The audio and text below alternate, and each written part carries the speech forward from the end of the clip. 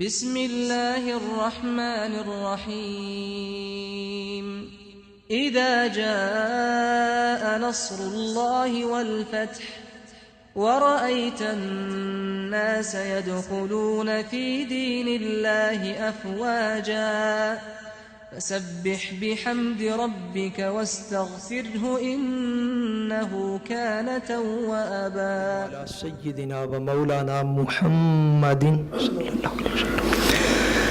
رسوله النبي الأمين المكين الحنين الكريم رؤوف الرحيم. أما بعد، اعوذ باللہ من الشیطان الرجیم. بسم اللہ الرحمن الرحیم.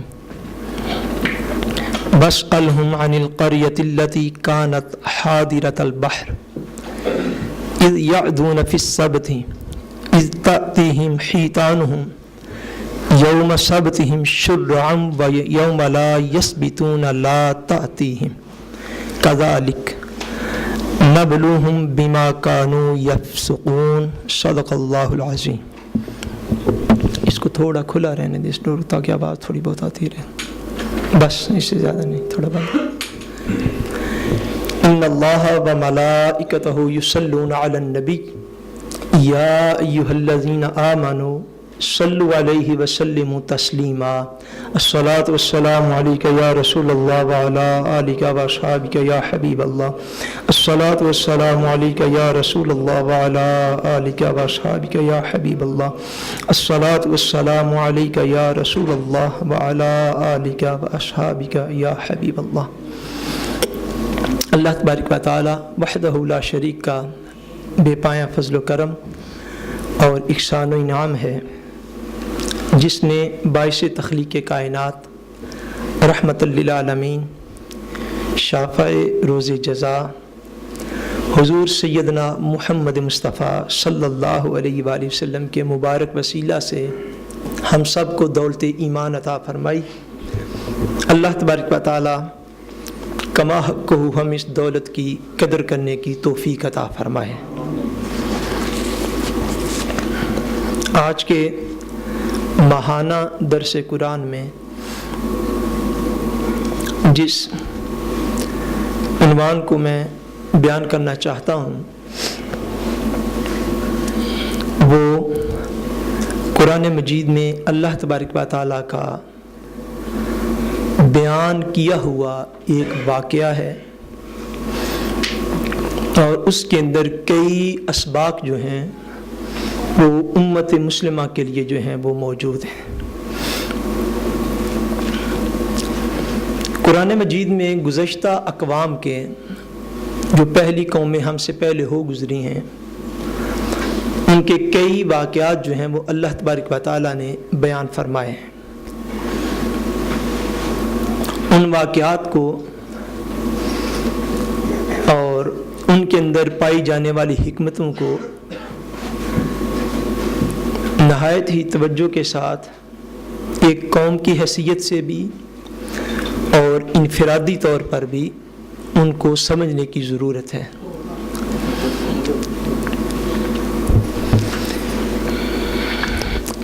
قرآن مجید میں اللہ تبارک و تعالیٰ نے جتنے واقعات بیان فرمائے ہیں ان کے کم سے کم دو پہلو ہوتے ہیں. کتنے بولیے؟ سارے بولیے. کتنے؟ کم سے کم ان کے دو پہلو ہیں. ایک ان کا پہلو یہ ہے جو کہ شان مصطفیٰ صلی اللہ علیہ وسلم کے حوالے سے ہے. وہ پہلو یہ ہے کہ حضور نبی کریم صلی اللہ علیہ وسلم جب مکہ معظمہ میں آپ کا میلاد ہوا، تب سے لے کر اعلان نبوت تک یہ آپ کی 40 سالہ زندگی. کتنے سالہ بولیے؟ 40 سالہ زندگی. ان 40 سالوں میں کوئی ایک دن بھی ایسا نہیں آیا، کوئی ایک لمحہ بھی ایسا نہیں آیا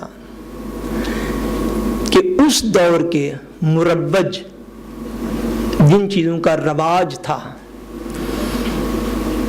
اس دور کے مروج کسی بھی نظام تعلیم میں نبی کریم صلی اللہ علیہ وسلم ایک دن کے لیے بھی حضور نہیں گئے. مکہ معظمہ میں جب آپ نے اعلان نبوت فرمایا تو کئی لوگ ایسے تھے جو کہ گزشتہ کتابوں کے عالم تھے، تورات کے عالم تھے، انجیل کے عالم تھے، اور کئی لوگ ایسے تھے جو لکھنا پڑھنا جانتے تھے۔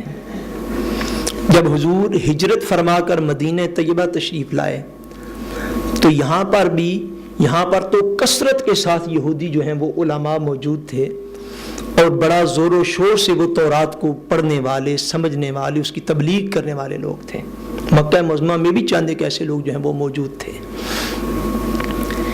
حضور کی اعلان نبوت سے پہلے کی جو ساری زندگی ہے 40 سال کی، اس میں سارے لوگ اور مدینہ منورہ کے لوگ بھی یہ جانتے تھے کہ محمد صلی اللہ علیہ وآلہ وسلم نے کسی بھی اس دور کے مروجہ درس کے اندر، کسی تعلیمی ادارے کے اندر، کسی اسکول کے اندر یا کسی عالم کے پاس ذاتی طور پر جا کر ایک دن بھی کسی کی صحبت جو ہے وہ سیکھنے کے لیے اختیار نہیں فرمائی۔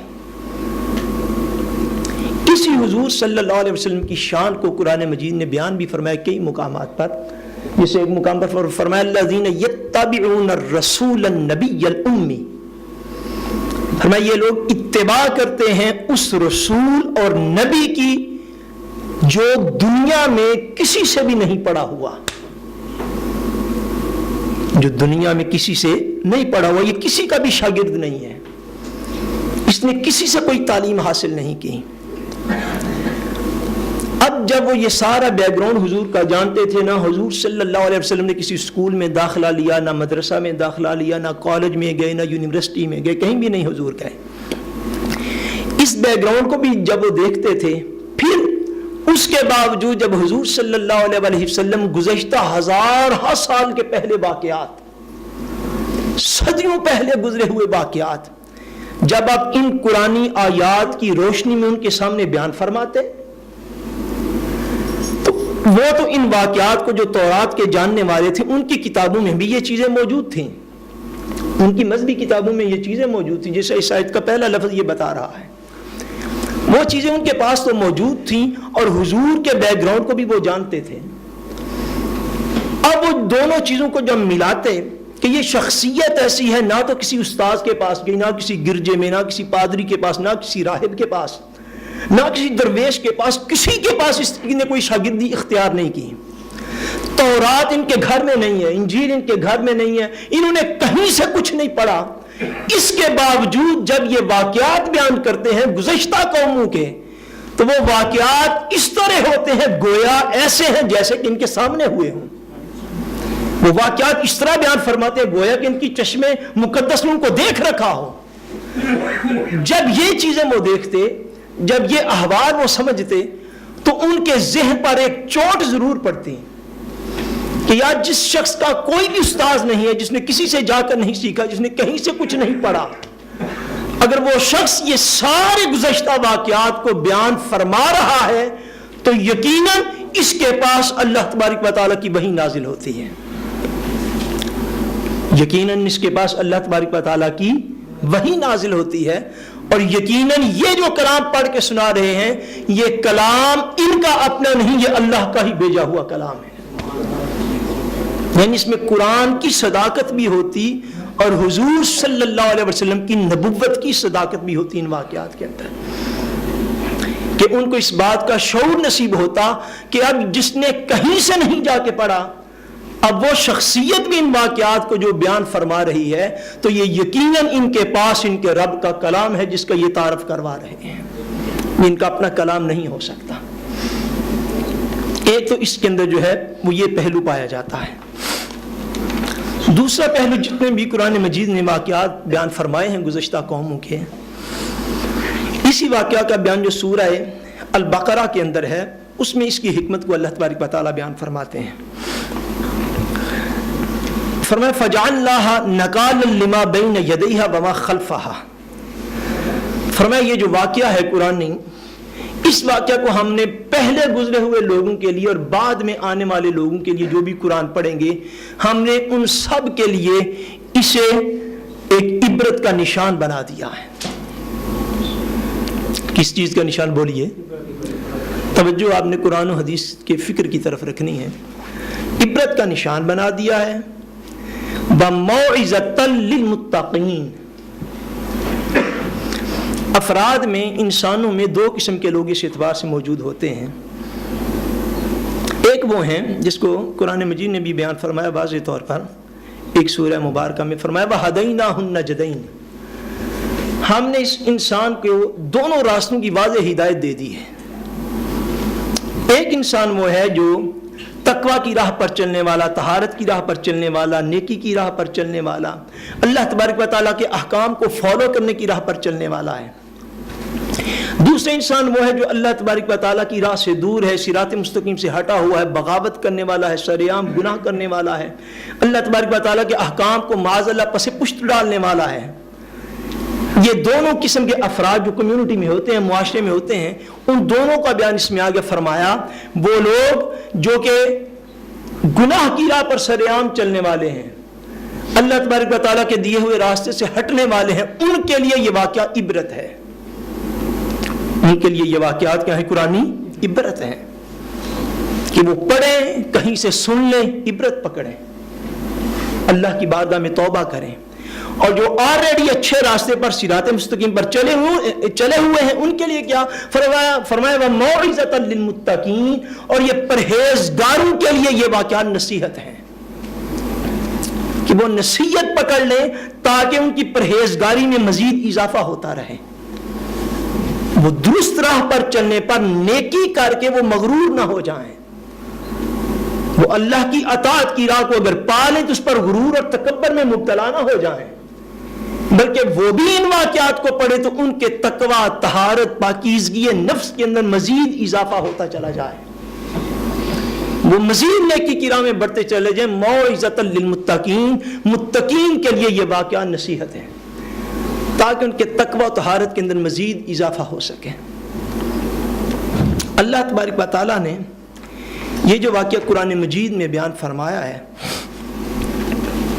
فرمایا حبیب واسألہم عن القریۃ التی کانت حاضرۃ البحر. فرمایا حبیب ذرا ان سے پوچھئے. یہ پوچھئے کا لفظ یہ بتاتا ہے کہ وہ قوم جو تھی اس واقعہ کو پہلے سے جانتی تھی. بھائی پوچھا اس سے جاتے جو اس واقعہ کو پہلے سے جاننے والا. بولیے ایسے ہوتا ہے یا نہیں؟ بولیے تو صحیح. کیا آپ اگر کسی سے پوچھے بھائی یہ بات بتاؤ، پوچھئے ذرا ان سے. یہ تقیہ کلام ایسا ہے کہ وہ جاننے والے تھے. فرمایا حبیب ان سے پوچھئے اس بستی کے لوگوں کا واقعہ. کون سی بستی؟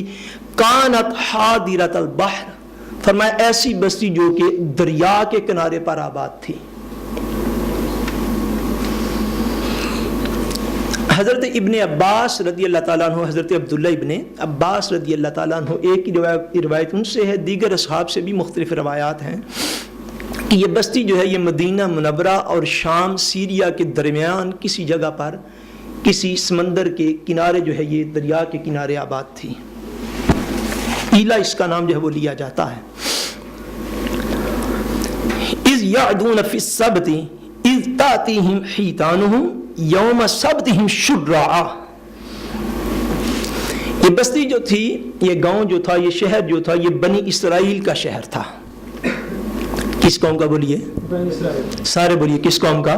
بنی اسرائیل کا، یعنی یہودیوں کا یہ شہر تھا. ان کے اوپر اللہ تبارک و تعالیٰ نے ایک حکم انہیں دے رکھا تھا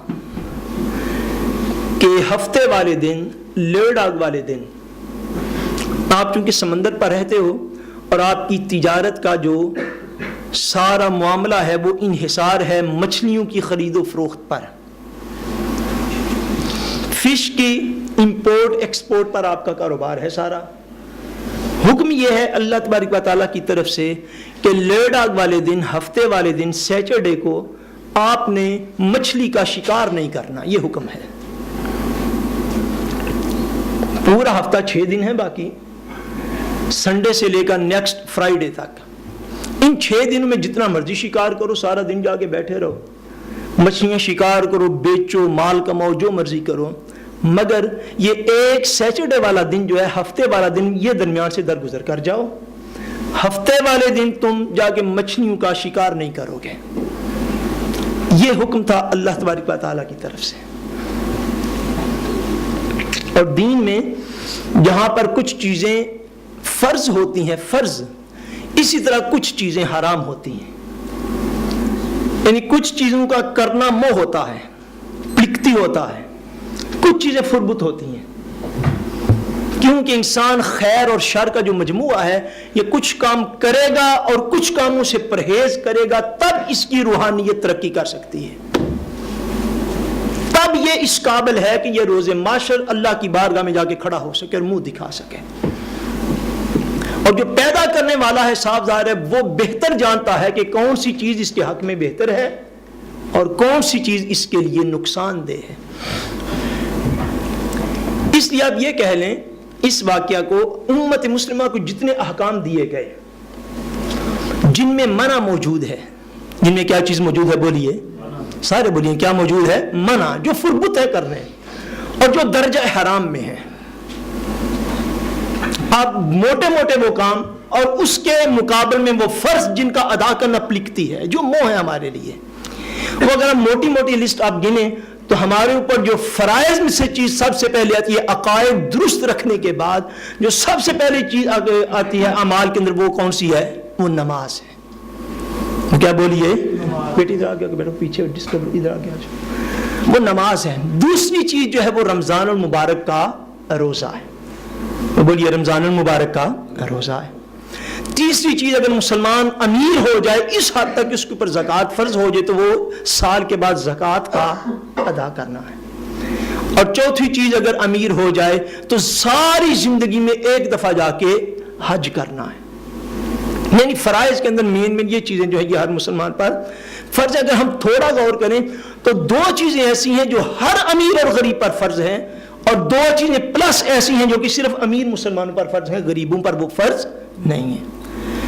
یعنی نماز اور روزہ دو ایسے احکام ہیں جو ہر مسلمان عاقل ہو جائے، بالغ ہو جائے، بس یہ شرط ہے، عورت ہو مرد ہو، مسلمان ہو بالغ ہو جائے، اس کے بعد ساری زندگی قبر میں جانے تک اس کے اوپر نماز فرض رہتی ہے.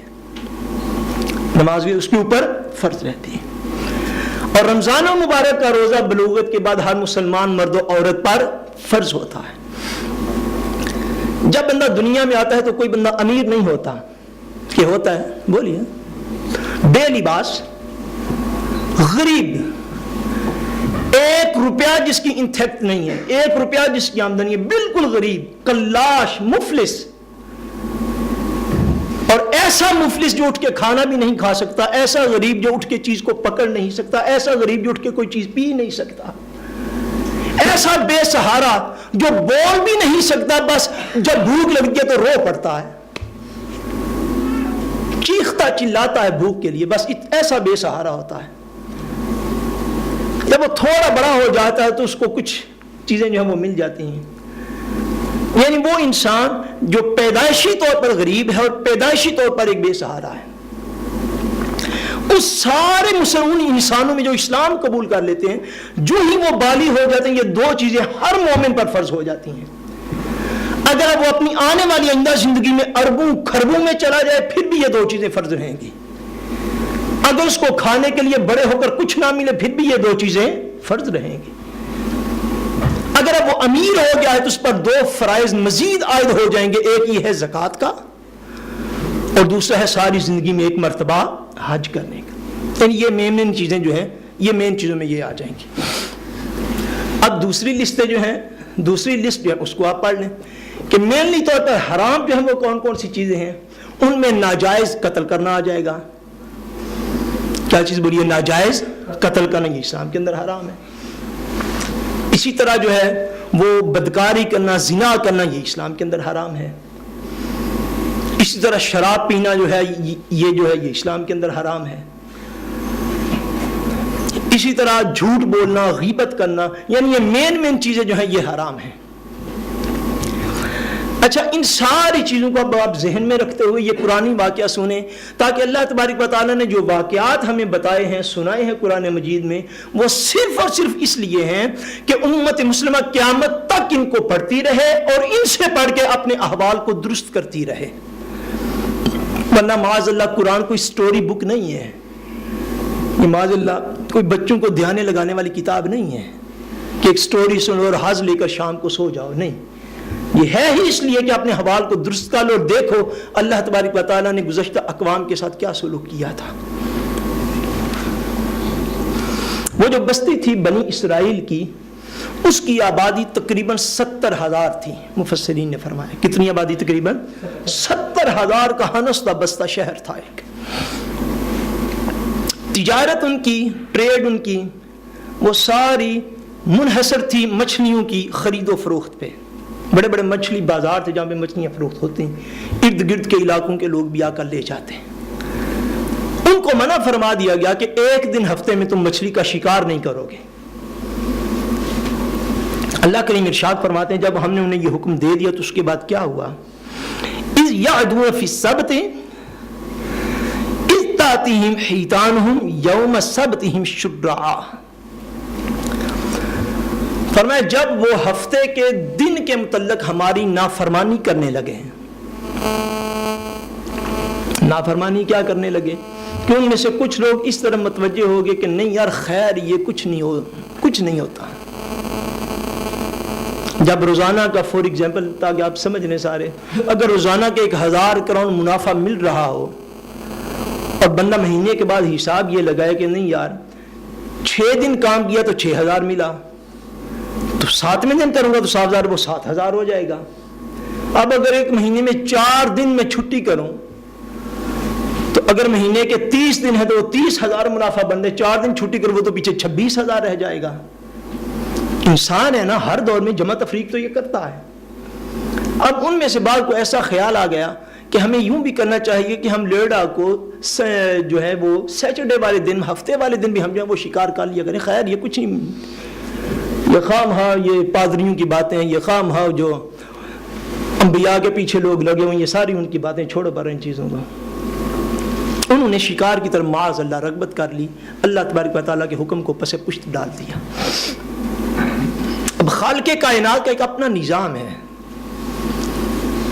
اللہ کریم ارشاد فرماتے ہیں جب ان میں سے کچھ لوگ حد سے تجاوز کرنے لگے تو ہم نے کیا کیا؟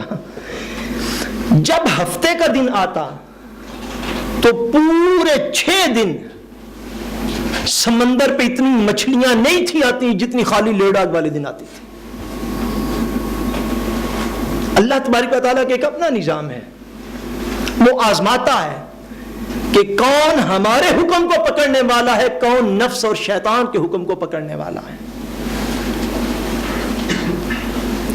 اللہ تبارک و تعالیٰ نے آزمائش کے لیے ایسا فرمایا کہ جب لیڈا کا دن آتا، سیٹرڈے کا جب دن آتا، تو اللہ تبارک و تعالیٰ اس سمندر کی مچھلیوں کو یہ حکم دے رکھا تھا کہ مچھلیاں ہفتے والے دن جو ہے وہ سطح سمندر پر خوب ابھر کے آتی۔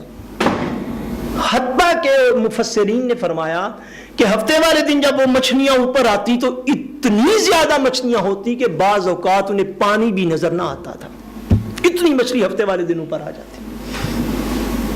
اب وہ جو حد سے آگے بڑھے ہوئے تھے انہوں نے پیچھے جو مسجدوں میں بیٹھے ہوئے تھے پادریوں کے پاس گرجوں میں، انہوں نے جا کے ان کو بھی باتیں کرنی، انہیں کہنا یار ہفتے والے دن تو اتنا شکار ہوتا ہے کہ پورے 6 دن میں اتنی مچھلی نہیں نظر آتی جتنی خالی لیڈا کو نظر آتی ہے۔ اب وہ جب لوگ سنتے، جس طرح انسان کا ذہن ہوتا ہے، لوگ سنتے نہیں یار اس نے تو ابھی کل تو یہ بڑا غریب تھا، کل تو لائلی ہیت میں رہتا تھا، اب یہ بلے میں چلا گیا مچھلیاں بیچ کے۔ آپ بات کو سمجھ رہے ہیں؟ یہ ایک انسان ہے، یا یہ تو ہماری فیملی برادری میں تھا، کل تو اس کے گھر جو ہے وہ اوپل کھڑی تھی، آج اس کے گھر مرسڈیز کھڑی ہوئی ہے، اس کی تو بڑی تجارت چل پڑی ہے۔ ہم 6 دن کام کرتے تو اتنا نہیں کماتے جتنا یہ حالی ہیلک پہ کام کر کے یہ کما جاتا ہے۔ یہ سارے خیالات جب ذہن میں ہیں تو انسان جو ہے وہ مال کی طرف، دولت کی طرف مائل ہو جاتا ہے۔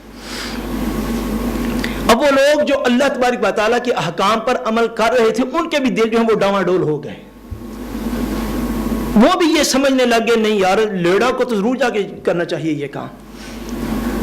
اب ہفتے والے دن مچھلیاں جو ہیں وہ زیادہ سطح آپ پر رونما ہوتی، پانی کی سطح پر زیادہ نظر آتی۔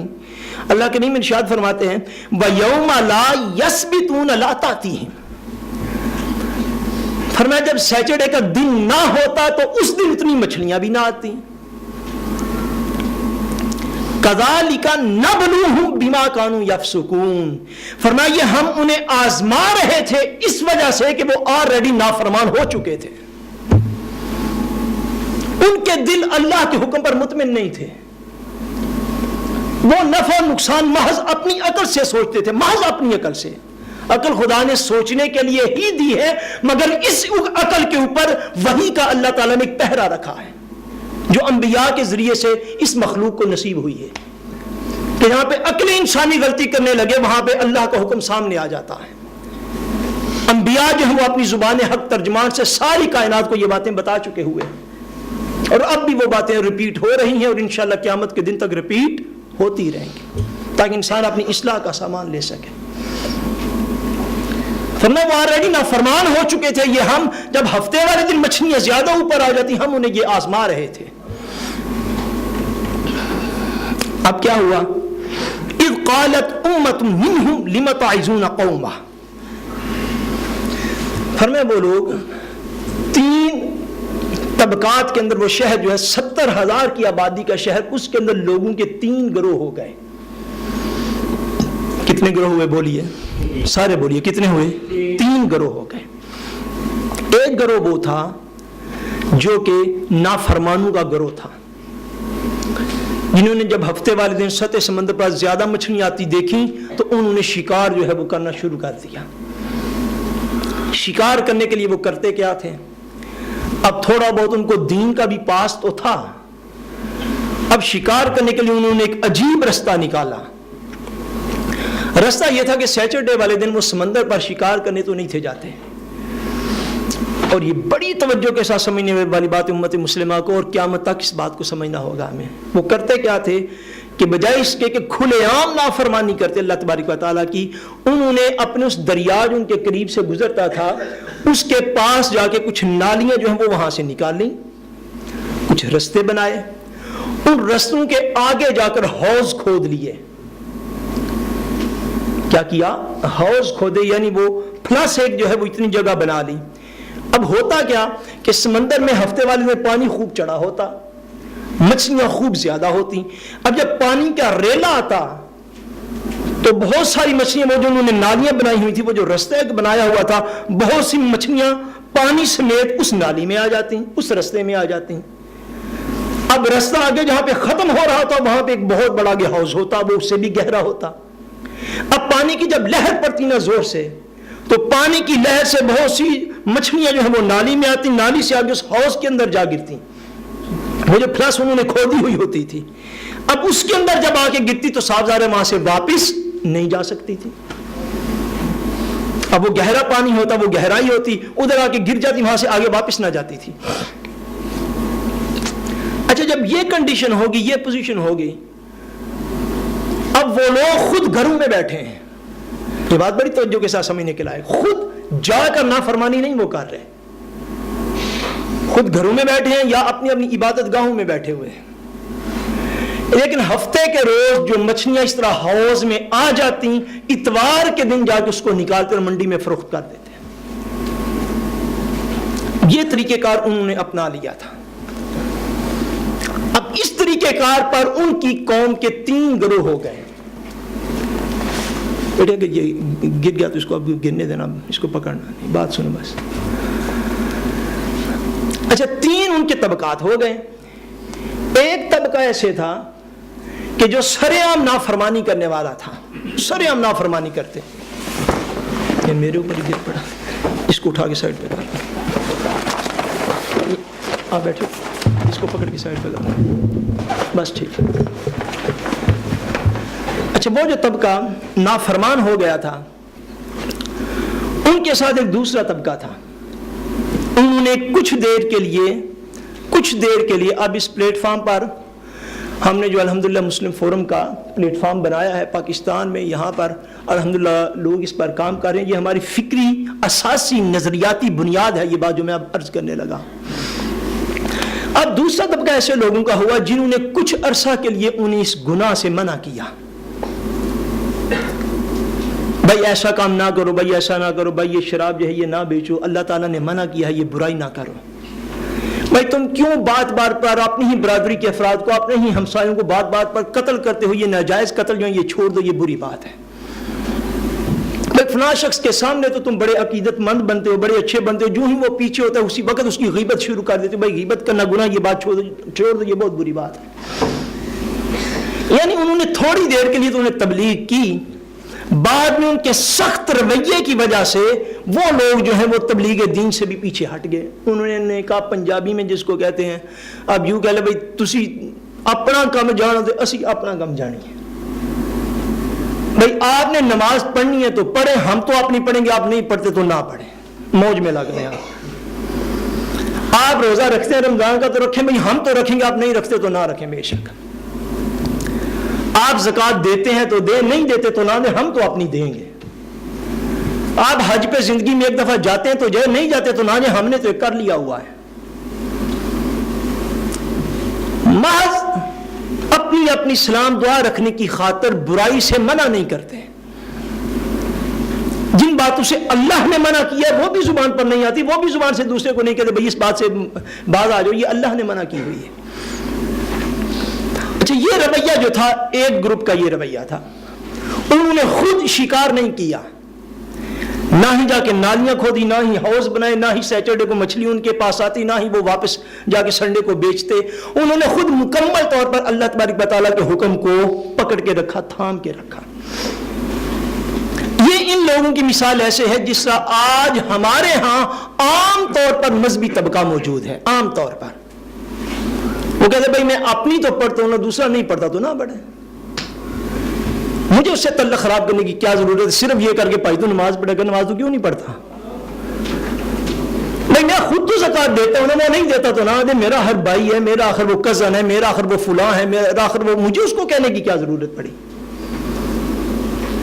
تیسرا طبقہ ایسا تھا، قرآن مجید بیان فرماتا ہے، اللہ تبارک و تعالیٰ فرماتے ہیں، تیسرا طبقہ ایسا تھا جو کہ مسلسل ان لوگوں کو اللہ تبارک و تعالیٰ کا پیغام پہنچاتا رہا،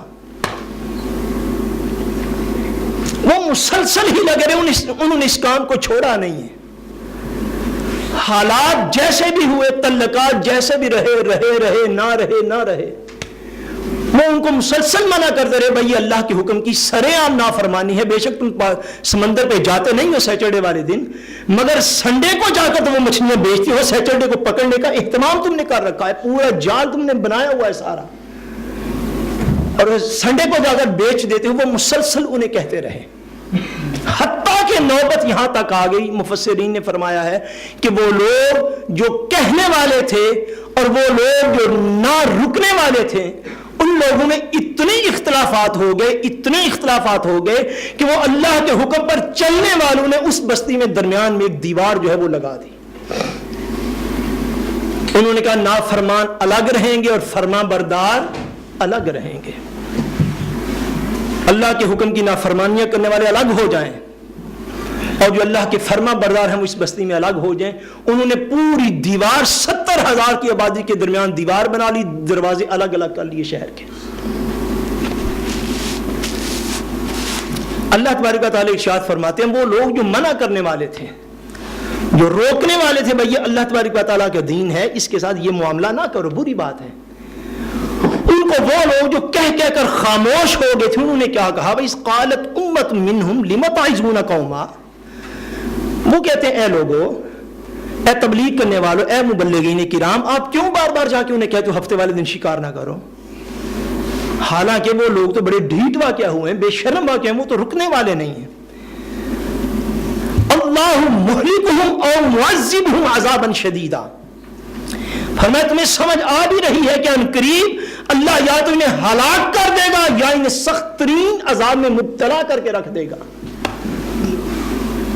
تو وہ لوگ آگے جو مبلغین کرام تھے، جو تبلیغ دین کا فریضہ سر انجام دینے والے تھے، وہ کیا کہتے؟ وہ کہتے قالوا معذرۃ الی ربکم ولعلہم یتقون، وہ فرماتے ہمیں اور کوئی لالچ نہیں ہے، ہمیں اور کوئی طمع نہیں ہے، ہمیں اور کوئی حرص نہیں ہے، ہماری صرف دو ہی پوائنٹ آف ویو ہے، جس مقصد کی خاطر ہم کام کر رہے ہیں، جس مقصد کی خاطر ہم اپنی کتاب کا درس انہیں دے رہے ہیں، جس مقصد کی خاطر ہم انہیں اللہ کے حکم کی طرف بلا رہے ہیں، جس مقصد کی خاطر ہم انہیں ہفتے والے دن شکار سے منع کر رہے ہیں، جس مقصد کی خاطر ہم نیکی کی دعوت لے کر اپنے لوگوں کے سامنے نکلے ہوئے ہیں، جس مقصد کی خاطر ہم اپنے لوگوں کو برائی سے، بے حیائی سے، شراب سے، بدکاری سے، سود سے، جوئے سے، ڈاکے سے، قتل سے منع کر رہے ہیں، نماز روزہ حج زکات کی تبلیغ کر رہے ہیں، ہمارا مقصد صرف یہ ہے قالو معذرۃ الی ربکم، جب ہم اپنے رب کے پاس جائیں گے، جب قبر میں جائیں گے، جب حشر کے میدان میں جائیں گے، تو ہم تو اپنے رب کے سامنے کوئی معذرت پیش کر سکیں؟ ہم تو کہیں نہیں یا اللہ ہم نے انہیں پوری حجت تمام کی تھی ان کے اوپر، ہم ان کو تیرا پیغام پہنچانے والے تھے، ہم رکے نہیں ہیں، ہمارے اوپر جتنے بھی مصائب آئے، جتنی بھی سختیاں آئیں، جتنی بھی باتیں ہوئی، جتنی بھی ہمیں مخالفتوں کا سامنا کرنا پڑا، ہم تیرا حکم پہنچانے میں رکے نہیں ہیں۔ اور دوسرا مقصد کیا؟ وَلَعَلَّهُمْ يَتَّقُونَ، فرمایا ہم انہیں اس لیے تبلیغ کرتے ہیں کہ شاید ان میں سے کچھ لوگ اللہ کے خوف سے ڈر جائیں۔ ہو سکتا ہے ہماری مسلسل تبلیغ سے ان لوگوں میں سے کچھ لوگ ایسے پلٹ آئیں اور اللہ تعالیٰ کے احکام کی نافرمانی چھوڑ دیں۔ تبلیغ دین کے صرف یہ دو مقاصد ہیں جو ان بنی اسرائیل کے وہ لوگ جنہوں نے مسلسل تبلیغ کی تھی،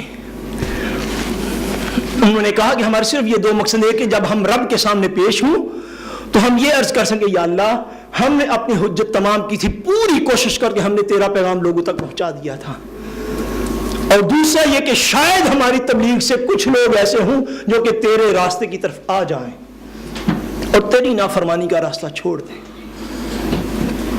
اللہ کریم ارشاد فرماتے ہیں پھر کیا ہوا؟ قرآن مجید میں ایک اور مقام پر آتا ہے، اللہ کریم ارشاد فرماتے ہیں، فرمایا لولا ينهاهم الربانيون والأحبار عن قولهم الإثم وأكلهم السحت، فرمایا کیوں ایسا نہ ہوا اور ایسا کیوں نہیں کیا؟ پچھلی قوموں کے وہ جو لوگ تھے ربانیین، درویش لوگ، عالم لوگ، پادری لوگ، والاحبار اور درویش لوگ، فرمایا ایسا انہوں نے کیوں نہیں کیا؟ ان قولہم الاثم واکلہم السحت، کہ وہ لوگوں کو گناہ کی بات کہنے سے بھی روکتے ہیں، لوگوں کو حرام خوری کرنے سے بھی روکتے ہیں۔ فرسٹ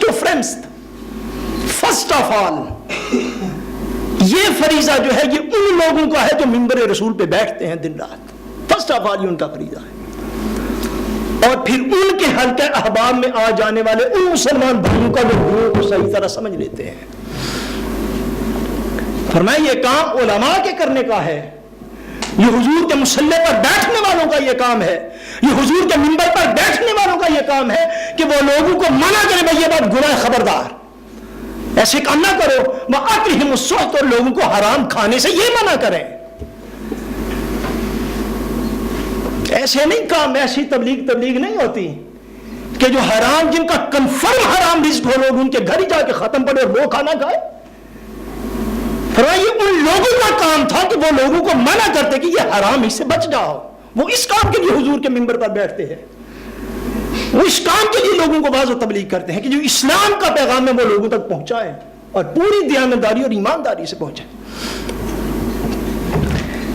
اس 70,000 کی آبادی والے شہر میں 12,000 افراد ایسے نکلے جو ان لوگوں کو منع کرنے والے تھے۔ اب ہم اپنے زوال کی حالت کو دیکھیں، یہ دور زوال ہے جس کے اندر ہم زندہ ہیں۔ اب فی مسلم آبادی اگر بالفرض 70,000 مسلمان یہاں پر رہتا ہو، 70,000 مسلمان، اور شاید اتنا ہو یا نہیں تو آنے والے 2-4 سالوں میں شاید ہو جائے، اگر 70,000 مسلمان یہاں پر رہتا ہے تو مجھے بتائیے کیا ان میں سے ہم میں 12,000 مسلمان بھی ایسا ہے جو کہ دین کی تبلیغ کرنے والا ہے؟ جواب دیں نا مجھے۔ اس کا مطلب یہ ہے کہ ہم بنی اسرائیل کی اس بستی سے بھی لاو گراد میں اسلام کو ایکسیپٹ کیے ہوئے ہیں، لاو گراد ہے ہمارا۔ مجھے پتہ ہے کہ چھوٹی چھوٹی باتوں پہ بخشش کے معاہدے سنائے جاتے ہیں، چھوٹی چھوٹی باتوں پہ جنتیں عطا کی جا رہی ہیں اب تو، تاکہ لوگ جو سامنے بیٹھے وہ ضرور ایک دفعہ خوش ہو جائیں۔ وہ ضرور خوش ہو جائیں. دین کا کچھ رہتا رہے, نہیں رہتا تو نہ بھی رہے, لوگ خوش ہونے چاہیے بس. 70,000 کی آبادی میں 12,000 افراد ایسے تھے جو منع کرنے والے تھے, اور باقی 58,000 افراد جو ہے وہ ایسے تھے جو کہ احکام کی نافرمانی کرنے والے تھے, ان میں مبتلا ہو گئے تھے. اب وہ لوگ جنہوں نے اللہ تبارک و تعالیٰ کہ ہاں یہ بات ان کے سامنے رکھی کہ ہم تو تبلیغ دین اس لیے کر رہے ہیں کہ اللہ کے حضور قیامت والے دن اپنی معذرت پیش کر سکیں گے, اور شاید پاسبل ہے کہ ہماری مسلسل تبلیغ سے کچھ لوگ اللہ کے خوف میں آ جائیں اور یہ بری باتیں, اللہ تعالیٰ کے احکام سے دوری کی باتیں چھوڑ دیں. اللہ کریم کیا ارشاد فرماتے فلما نسوا ما ذکروا به انجینا الذین ینہون عن السوء واخذنا الذین ظلموا بعذاب بئیس بما کانوا یفسقون.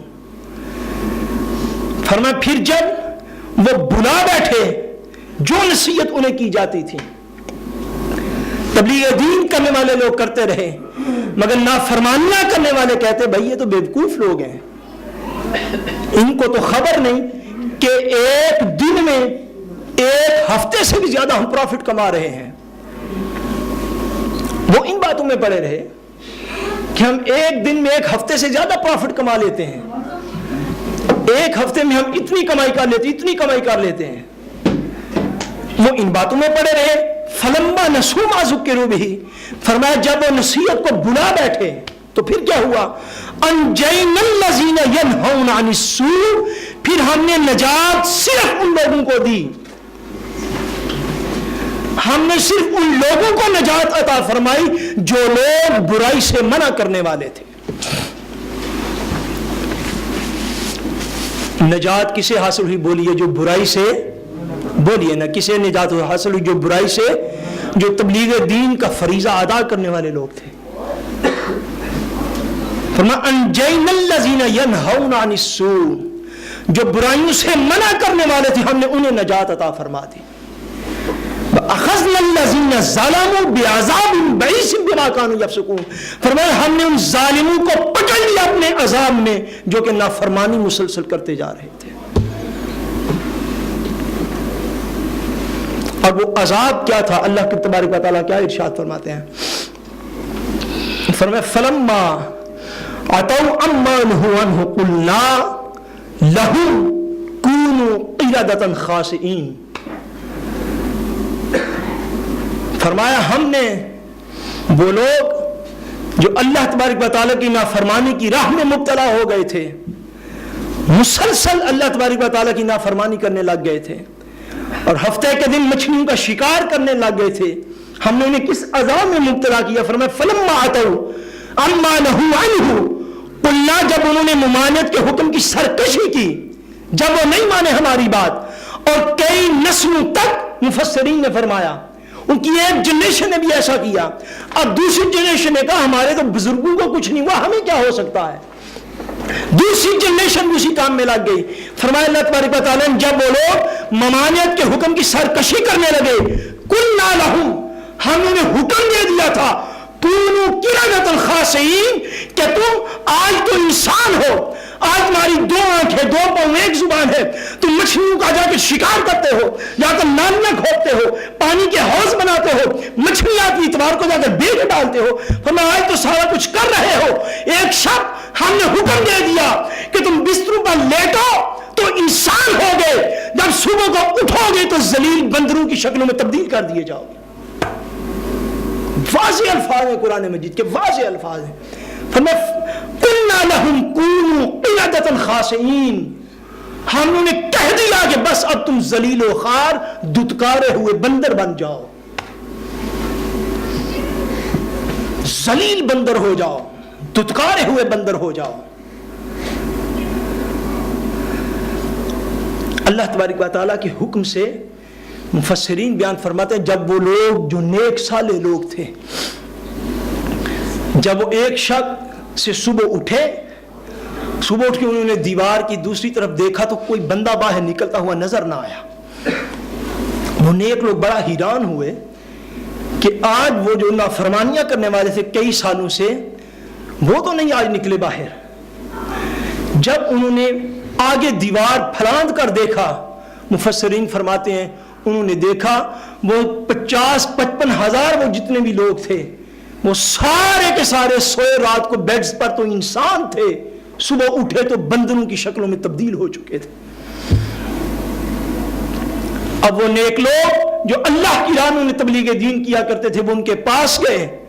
مفسرین کہتے ہیں جب وہ پاس گئے ان کے تو وہ لوگ جو بندر بن چکے تھے, جو ذلیل و خوار ہو چکے تھے, وہ بندر بنے ہوئے لوگ جب انہیں دیکھتے تو وہ بندر ان کو پہچان رہے تھے. یہ ہمارا فلاں لگتا ہے, یہ ہمارا فلاں رشتہ دار ہے, یہ ہمارا فلاں دوست ہے, یہ ہمارا فلاں ہمسایہ ہے. ان کو پہچانتے تھے. مفسرین نے کہا دھاڑے مار مار کر وہ بندر روتے تھے. پھر ان نیک لوگوں نے پھر پوچھا انہوں نے فرمایا کیا ہم نے تمہیں نصیحت نہیں کی تھی؟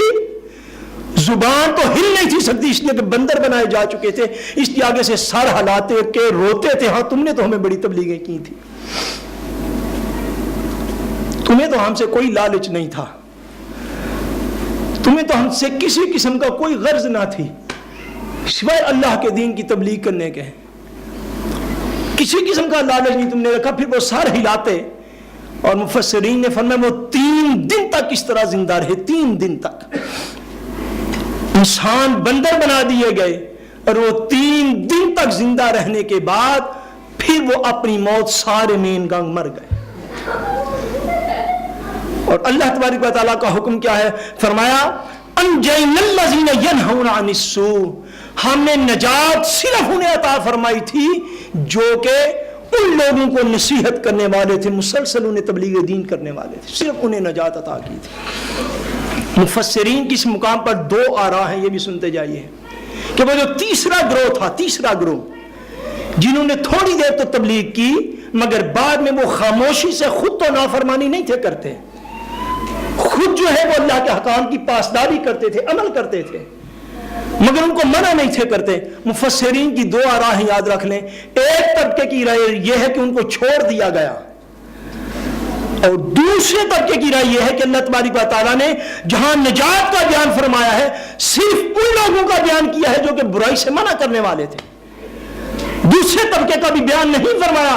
مفسرین وہ کہتے کہ وہ لوگ جو خود نیک تھے, صالح تھے, اللہ کی نافرمانی نہ کرنے والے تھے, مگر خود نیکی کے باوجود دوسروں کو منع نہیں تھے کرتے, جا کر خود نیکی کے باوجود دوسروں کو ظلم سے روکتے نہ تھے, خود نیک تھے, دوسروں کو برائی, بے حیائی, قتل, بدکاری سے منع نہیں تھے کرتے, خود نیک تھے, دوسروں کو شرابوں سے منع نہیں تھے کرتے, خود نیک تھے, دوسروں کو بے حیائیوں سے منع نہیں تھے کرتے, خود نیک رہے. اللہ نے ان نیکوں کو بھی ان بد کردار بندروں کے ساتھ خدا تعالیٰ نے ان کو بھی عذاب میں مبتلا کر دیا, اس بنا پر کہ تم کس لیے اپنی نیکی لے کر لیے بیٹھے ہو. اللہ کا حکم سناتے ہوئے کیا تمہیں ہو جاتا ہے. ایک حدیث پاک میں آتا ہے نبی کریم صلی اللہ علیہ وسلم نے ارشاد فرمایا, حضور نے ارشاد فرمایا کہ اللہ تبارک و تعالیٰ نے ایک فرشتے کو حکم دیا, فرمایا کہ فلاں بستی جو ہے وہ آج رات الٹ کے رکھ دو, اس بستی کو تباہ و برباد کر کے رکھ دو. فرشتہ اللہ کی بارگاہ میں عرض کرتا یا رب العالمین ایک اجازت ہو تو ایک عرض کروں. فرمایا کرو.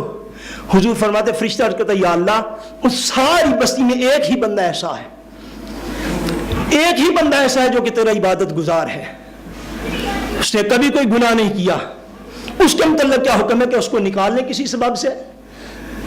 حضور فرماتے اس حدیث پاک میں حضور نے فرمایا, اللہ کریم نے ارشاد فرمایا فرمایا اس نیک کو ان بد کرداروں کے ساتھ عذاب میں بستی میں غرق کر کے رکھ دو, اس لیے کہ وہ خود تو نیکی کرتا رہا. حدیث کے لفظ کا مفہوم عرض کرنے لگا. حضور نے فرمایا اللہ فرماتے ہیں وہ خود تو نیکی کرتا رہا مگر ایک دن بھی اس کا چہرہ ہمارا حکم کی نافرمانی کی وجہ سے غصے سے اس کا رنگ نہیں بدلا, وہ اپنی تسبیح میں ہی غرق رہا, وہ اپنے اللہ کی عزت میں ہی گھر میں اکیلا بیٹھ کے لگاتا رہا. فرمایا اس کو بھی غرق کرو کہ اللہ کے حکم کی سرعام نافرمانیاں ہوتی رہی, اس کی تو کبھی غصہ نہیں آیا. حضرت انسان بڑی عجیب مخلوق ہے, یہ اپنی ذات کے غصے کے لیے تو گالیاں بھی دینے پہ آ جاتا ہے, اپنی ذات کے غصے کے لیے تو بدکلامیاں کرنے پہ اتر آتا ہے, اپنی ذات کے غصے کے لیے تو حتیٰ کہ انسان کو قتل کر ڈالتا ہے. فرمایا اس کو بھی ساتھ غرق کر کے رکھ دو، اس لیے کہ اللہ کا حکم اس کے سامنے ملیا میٹ ہوتا رہا، ایک دن اس کو غصہ نہیں آیا، ایک دن اس نے نہیں کہا خدا کا خوف کر کیوں اللہ کے حکام کو پسند کچھ ڈالتے ہو۔ اللہ تبارک و تعالی یہ ہمیں توفیق عطا فرمائے۔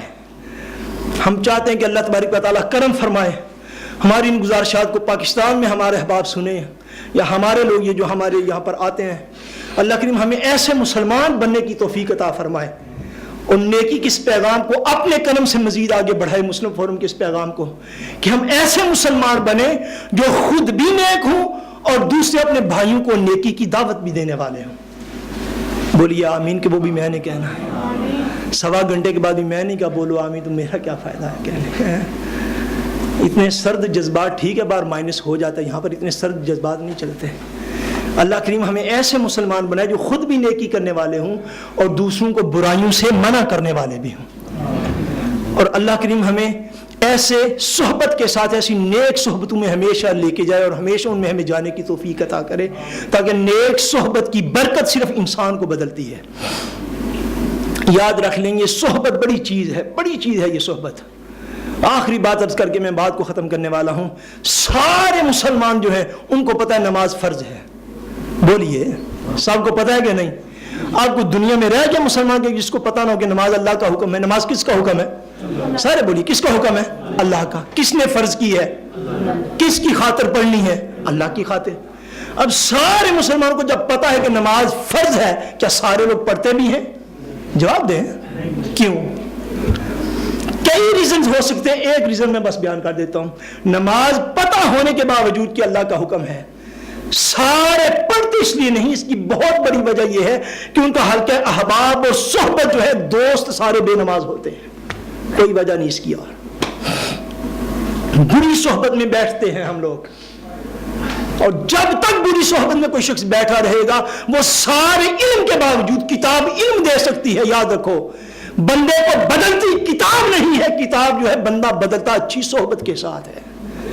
اچھی صحبتیں تلاش کرو، اچھے دوست تلاش کرو اور نیکی کی صحبت میں چلے جاؤ۔ علم کے باوجود جب عمل سے دور رہے تو صحبت خراب ہے اور کچھ بھی نہیں ہے۔